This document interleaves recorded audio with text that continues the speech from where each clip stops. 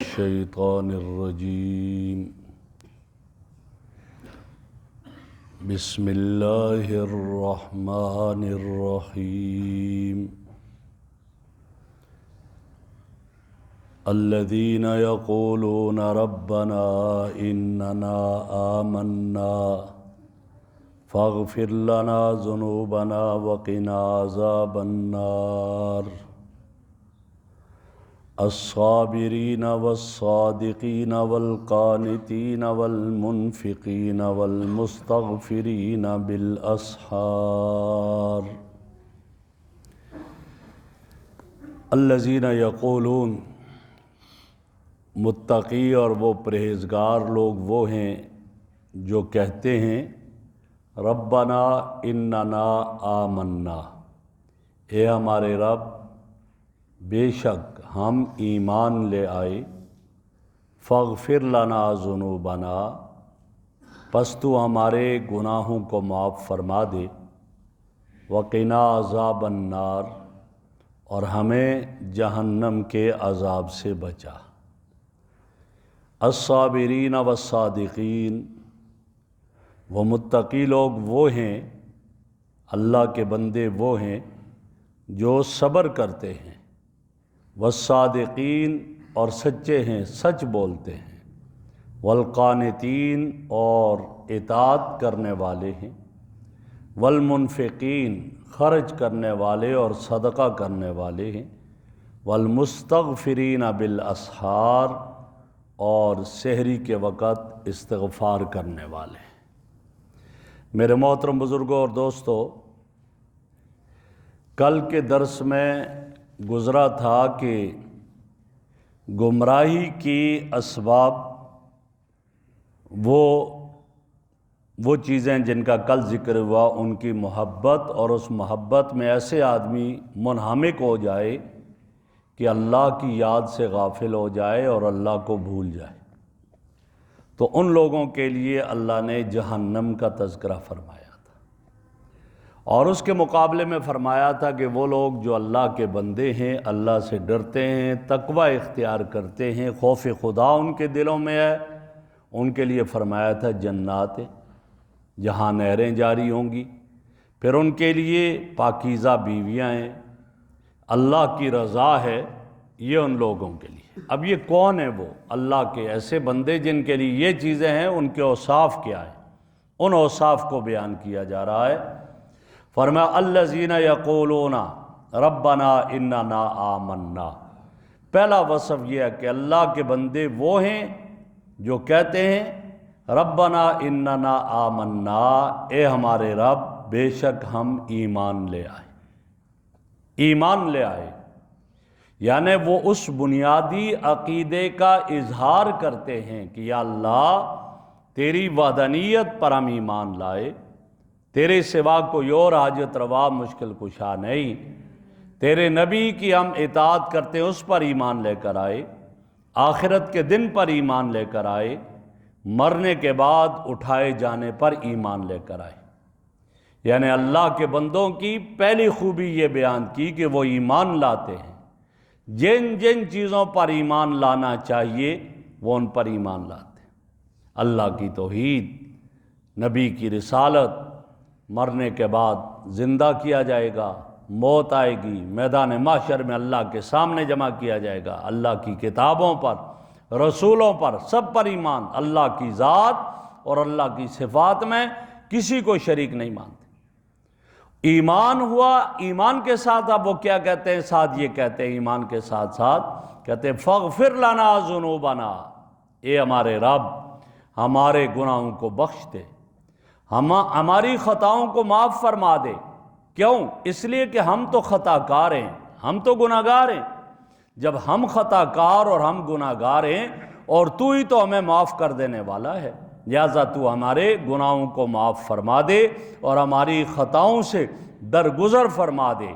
اور آگے کہتے وقنا عذاب النار، اور ہمیں جہنم کے عذاب سے بچا دے۔ کیوں؟ اس لیے کہ یہ دوزخ کی جو سزا ہے تیری، یہ بہت بڑی سخت ہے، بہت سخت سزا ہے، اس سے برداشت کرنے کی ہم طاقت نہیں رکھتے۔ اس لیے ہمیں ایمان کی بدولت جہنم سے بچا دے۔ اور وہ جہنم کی سزا کتنی سخت ہے کہ جگہ جگہ ذکر ہوا، اور اس کی دعا آتی ہے ربنا آتنا، ہم نماز میں پڑھتے ہیں ربنا آتنا فی الدنیا حسنہ وفی الآخرۃ حسنہ وقنا عذاب النار، دنیا میں بھلائی، آخرت میں بھلائی عطا فرما، اور عذاب جہنم کے آگ سے ہمیں بچا دے، وقنا عذاب النار، وہاں یہ کہتے ہیں۔ اور کبھی یوں کہا گیا ربنا انک من تدخل النار فقد اخزیتہ، اے اللہ تو نے جس کو جہنم کی آگ میں ڈال دیا وہ رسوا کر دیا، اس کو، وہ ذلیل ہو گیا۔ فمن زحزح عن النار فقد فاز، فرمایا کہ جو جہنم سے بچ گیا وہ کامیاب و کامران ہو گیا، اور جو جہنم میں گیا وہ مارا گیا۔ اور اس کے ساتھ ساتھ کہا کہ یا اللہ ہمیں ان چیزوں سے بچا، جہنم کے عذاب سے بچا، یہ ان کا پہلا وصف۔ پھر اوصاف بیان ہو رہے ہیں تو دوسری صفت کیا ہے ان متقین لوگوں کی؟ الصابرین، دوسری صفت یہ ہے کہ وہ صبر کرنے والے، صبر کے دامن کو ہاتھ سے نہیں چھوڑتے، صبر کرتے ہیں۔ اور صبر یہ بہت بڑی نعمت ہے۔ اللہ نے حکم دیا یا ایھا الذین آمنوا اصبروا وصابروا، اور کہیں فرمایا یا ایھا الذین آمنوا استعینوا بالصبر والصلاۃ، اللہ کی مدد حاصل کرو صبر کے ذریعے اور نماز کے ذریعے۔ کہیں صبر کرنے والوں میں کے لیے اللہ نے حکم ارشاد فرمایا یوفی الصابرون اجرہم بغیر حساب، صبر کرنے والوں کو ان کا پورا پورا اجر دیا جائے گا، صبر اسے کہا جاتا ہے۔ اسی طرح صبر، حضرت علی المرتضیٰ رضی اللہ تعالیٰ عنہ ارشاد فرماتے صبر کے بارے میں الصبر من الایمان بمنزلۃ الراس من الجسد، فرمایا صبر کا تعلق انسان کے ایمان کے ساتھ ایسا ہے جیسے سر کا تعلق جسم کے ساتھ ہوتا ہے، اگر سر اتر جائے تو دھڑ بیکار ہے، اسی طرح اگر صبر کا دامن چھوٹ جائے تو پھر ایمان کی بھی حیثیت ایسی نہیں رہتی۔ اور صبر کرنے والوں کے لیے کیا فرمایا؟ ان اللہ مع الصابرین، اللہ رب العزت صبر کرنے والوں سے۔ صبر کی کئی قسمیں بیان کی، ایک ہے صبر علی الطاعات، نیکیوں پر لگے رہنا، یہ بھی صبر ہے، عبادت کر رہا ہے، نیک اعمال کر رہا ہے، پابندی سے کر رہا ہے، یہ صبر ہے، اس کو بھی صبر کہا جاتا ہے۔ ایک ہے صبر عن المعاصی، گناہوں سے رکنا، گناہوں سے بچ جانا، یہ بھی صبر ہے۔ اور ایک کیا ہے؟ صبر علی الشدائد، مصیبتیں آئیں، مشکلات آئیں، برداشت کرتا ہے اور ان پر صبر کرتا ہے، اور کوئی جزا فضا نہیں کرتا، کوئی رونا دھونا نہیں ہے، بلکہ وہ کیا کر رہا ہے؟ فرمایا کہ وہ آدمی ان پر صبر کر رہا ہے اور صبر کے دامن کو نہیں چھوڑ رہا، بے صبری نہیں کرتا، جو کچھ ہے اللہ رب العزت کی طرف سے ہے اور وہ ہو کر رہے گا۔ لہذا شریعت کے دائرے میں رہ کر اب ایک آدمی اگر بیمار ہے، وہ بیماری کا علاج کرواتا ہے تو یہ بے صبری میں نہیں آئے گا، شریعت کے دائرے کے اندر رہ کر وہ بیماری کا علاج کروا رہا ہے، یہ بھی صحیح ہے۔ دشمن کا حملہ ہو رہا ہے، اپنا دفاع کرتا ہے، دشمن کے ہم سے دفاع کر رہا ہے، شریعت کے دائرے میں رہ کر، یہ بھی گویا کہ صبر ہی میں آئے گا، یہ گویا بے صبری میں نہیں آتا، اور یہ صحیح ہے۔ ہاں، بے صبری اور بے قراری جو ہے وہ گویا کہ نہ کرے، ہر طرف جزا فضا نہ کرے، بلکہ اللہ رب العزت کی ذات پر اعتماد کرے۔ بیماری آئی تو یہ نہ کہ اللہ مجھے ہی بیمار کرنا تھا، میں تو پھر نماز پڑھتا ہوں، وہ تو آتا ہی نہیں تیرے گھر میں اور اس کو کوئی بیماری نہیں، اس کے سر میں درد ہی نہیں ہوتا، اور میرا کیا حال ہے؟ نہ، یہ بے صبری ہو جائے گی، یہ جزا فضا ہے، ایسا نہیں کرنا چاہیے۔ تو فرمایا کہ یہ ان کی ایک وصف یہ ہے کہ وہ صبر کرتے ہیں۔ تیسرا وصف کیا ہے؟ فرما دیا کہ والصادقین، سچے ہیں، سچ بولتے ہیں اور سچ کا دامن نہیں چھوڑتے، سچ بولنے والے ہیں۔ اور ظاہر ہے کہ مومن کبھی بھی جھوٹ نہیں بولتا۔ نبی اکرم صلی اللہ علیہ وسلم کا ارشاد ہے یتبع المرء مع کل خصلۃ الا الکذب والخیانہ، آپ صلی اللہ علیہ وسلم نے یہ فرمایا کہ یہ ہو سکتا ہے کہ مومن میں کچھ بھی اور عیب ہوں مگر جھوٹ اور خیانت، فرمایا یہ مومن میں نہیں آ سکتی۔ کیوں؟ اگر جھوٹ آ جائے گا مومن میں تو جھوٹ آئے گا تو ایمان اس کا چلا جائے گا، خیانت آئے گی تو اس کا ایمان چلا جائے گا۔ مومن اور جھوٹا ہو یہ نہیں ہو سکتا ہے، مومن اور خیانت کرے یہ نہیں ہو سکتا۔ فرمایا مومن تو سچا ہوتا ہے، کونوا مع الصادقین، فرمایا سچوں کا ساتھ دے دو۔ فرمایا آدمی برابر سچ کو تلاش کرتا رہتا ہے اور اللہ کے ہاں سچا لکھا جاتا ہے، صدیقین میں اس کا نام آتا ہے۔ تو لہٰذا ہمیشہ سچ بولنا چاہیے۔ نبی اکرم صلی اللہ علیہ وسلم کے بارے میں آتا ہے، آپ صلی اللہ علیہ وسلم سے ایک مرتبہ یہ سوال کیا، یا رسول اللہ یہ فرمائیں کیا مومن بزدل ہو سکتا ہے؟ آپ صلی اللہ علیہ وسلم فرمایا ہاں، کمزور ایمان والا آدمی بزدل ہو سکتا ہے، بزدلی آ سکتی ہے اس میں، ایمان کمزور ہے۔ پھر پوچھا یا رسول اللہ کیا مومن بخیل ہو سکتا ہے؟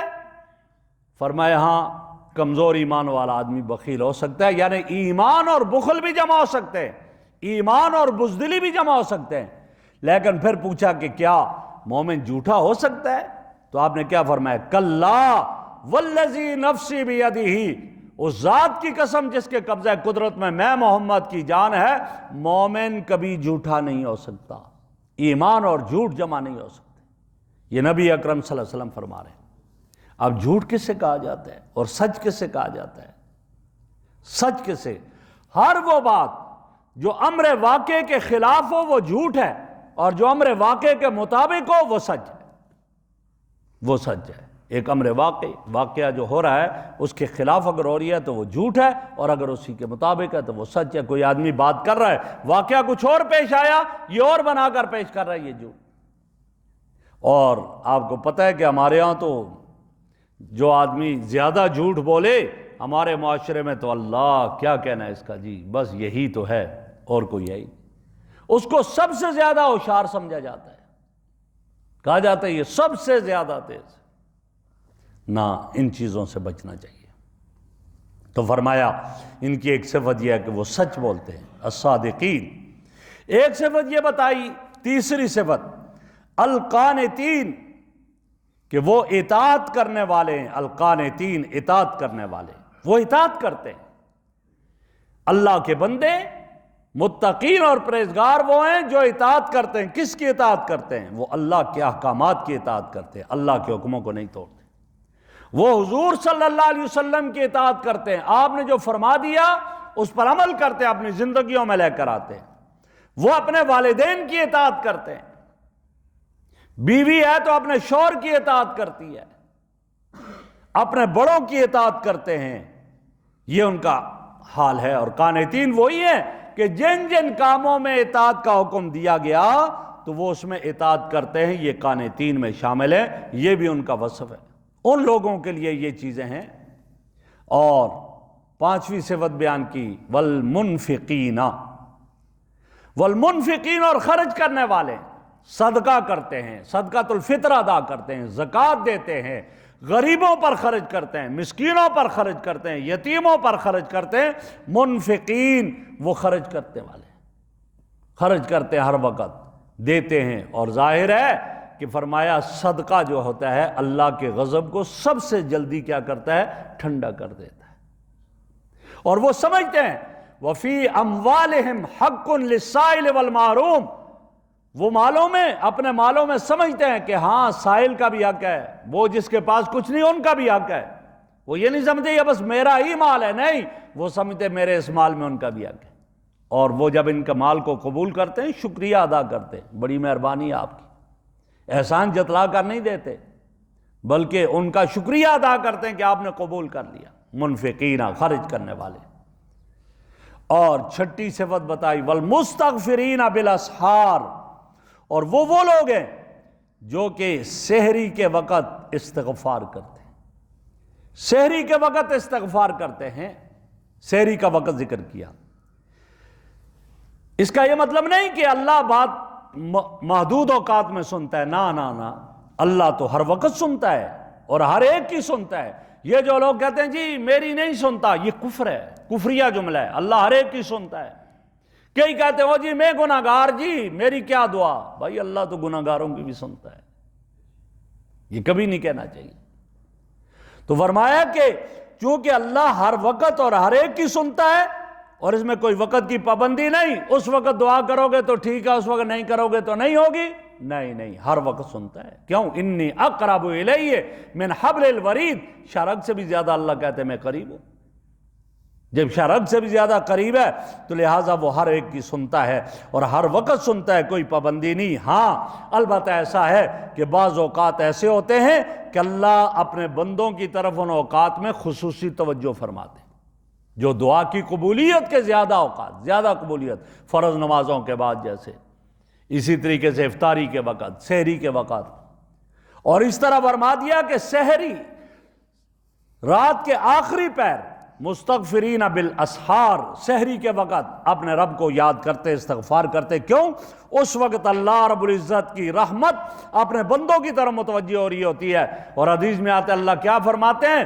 آسمان دنیا پر آ جاتی ہے اللہ کی رحمت اور اعلان ہوتا ہے حال میں مستغفرن فاغفر لہ، ہے کوئی مغفرت طلب کرنے والا میں اس کی مغفرت کروں، حال میں مسترزقن فارزقہ، ہے کوئی رزق کا متلاشی میں اس کو رزق عطا کروں، حال میں مبتلا فعافیہ، ہے کوئی کسی مصیبت میں مبتلا مجھ سے مانگے اور آج میں اس کو اس مصیبت سے نجات عطا کر دوں۔ یہ وہ اوقات ہیں کہ جہاں اللہ رب العزت اپنے بندوں کی طرف متوجہ ہوتے ہیں، لہٰذا ان کے ساتھ یہ کیفیت ہوتی ہے۔